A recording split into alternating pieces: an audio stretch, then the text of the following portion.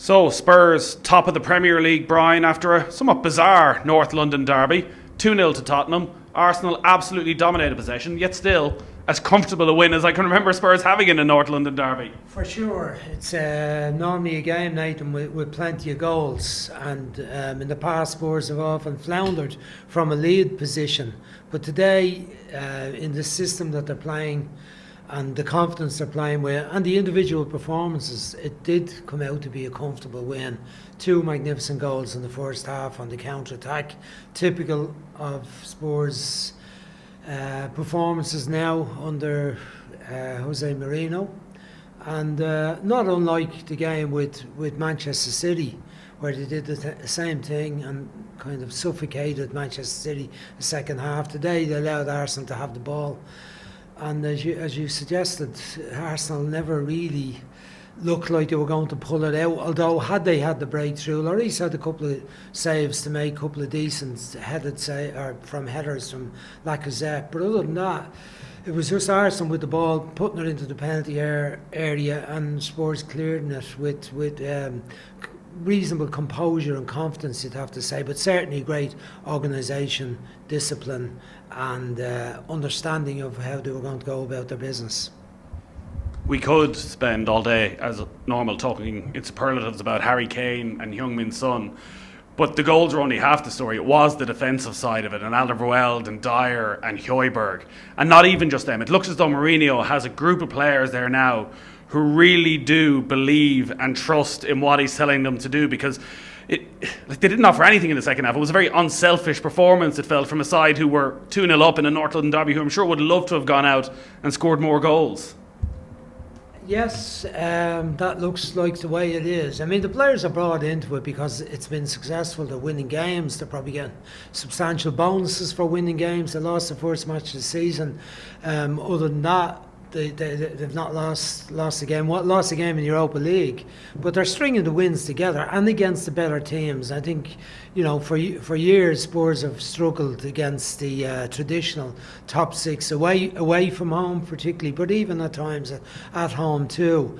And as you said the word unselfish, I think that's fair to say. You look at the discipline of Sissoko and Højbjerg playing deep, often back between the centre halves and their own full backs. Today, mostly just out in front of them, but rarely in the other half of the pitch. Lo Celso too has become a very disciplined player when he gets the chance. That's only his second start. He generally coming on as sub, played instead of Ndombele today. I thought he put in a great performance, superb pass on the second goal when on the counter-attack situation when Spurs won the ball back at the edge of their own box.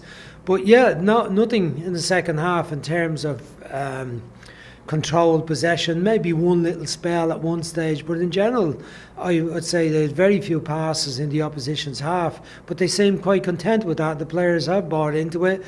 The crowd that were there today were happy enough with it. They didn't see much action at the end. They were behind the far goal, let's say, from where Spurs scored, but they would be just delighted with the position that the team are in, and that they're at the top of the table, and that they beat Arsenal in a North London derby.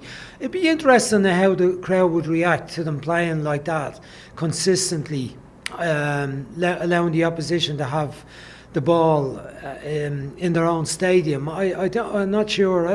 I think Spurs supporters would like to see a bit more of them as a team controlling the game in the opposition's half and having some shots on goal. I can only remember 3 attempts on the goal today, of which they scored 2. But look, it's working for them at the moment, so there'll be very little complaints. Go on then, talk in the superlatives about Harry Kane and Heung-Min Son. Son onto 10 goals for the season, Kane onto 8. Once again, they were the providers for each other's goals, and listen, we all know how good Harry Kane is. Heung-Min Son was probably one of the more underappreciated players in the Premier League in previous seasons, did the job, but Harry Kane took all the plaudits. The level Son is at, are you surprised in any way he's been able to get to that high a level that we've seen from him, 10 goals in 11 games? I think he's an extraordinary fella. In his work rate for Spurs over the years was never underestimated. He's been a great player for them. He's technically very, very good on either side of the pitch, right or left. I think he's better on the left in the position we saw him today, coming in on his right foot. But he has scored all sorts of different goals for Spurs. You mentioned the commentary, his best season was a few seasons ago. He got 14 in one season. He's been hovering around the 10 mark in the last couple of seasons. This season he's already on 10. So I think this is going to be his best season if he stays fit. Had a few little problems last year. Remember, he got sent off a couple of times last season, and then, and he's not a player who gets involved in tackles in a nasty way, but he's a brilliant foil for Kane and for anyone in the team. His work rate is just extraordinary. You think about him going off and doing his time in the army in Korea last year, come back and then just seem to take it on again from where he let it off before he went. So he's just an all-round great guy. He certainly plays with a smile on his face. He has a massive fan club. We've been over there and seen the number of Korean fans outside the stadium before the match. The adoration that is there for him from I'd say Koreans and maybe people all around the world, but particularly in Asia. I'd say he's such a big star, but he deserves to have got that status. He plays the game with a smile on his face, plays with great diligence, works hard for his team. Enjoys when some other players achieve things and score goals in matches, but I think he is world class at the moment himself, and Harry Kane as regards, if you're looking at the top 10, 15 strikers in the world, you'd have to include both of them in that status. They are now top of the league. We're 11 games in. They've got Kane and Son. It goes without saying, I guess they're contenders. If you're looking at Tottenham sustaining this and actually getting right to the very end, which they've done not that long ago when Mauricio Pochettino was there, is there any weak link? Is there any part of that team? Is there any obvious place where actually they're going to fall down over the coming months? Well, if they have more possession, if they are to play against opposition, say the teams from the lower part of the league, you look already to be West Brom, were fortunate enough 1-0 victory over Burnley as well, with Bale come on, got a headed goal. And you look at the match back as far as the Newcastle game, the 1-1 draw, where the opposition allows Spurs to do what Spurs have done to Manchester City, Chelsea, and now today Arsenal, where they concede ground and concede possession. Then have they got the creativity and the pace to make goals and score goals and to be solid against opposition who have a lot of players back on the pitch and have the opportunity to counter-attack against them. That, as it goes on, will be interesting to see. Can they deal with that situation where they become so respected by other teams in the league that they have to break down the opposition and not concede as they did to Newcastle, or not concede as they did to West Ham. They look better now. They look like a more organised unit, and certain players have emerged, like Aurier, I'd say, in particular on the right-hand side.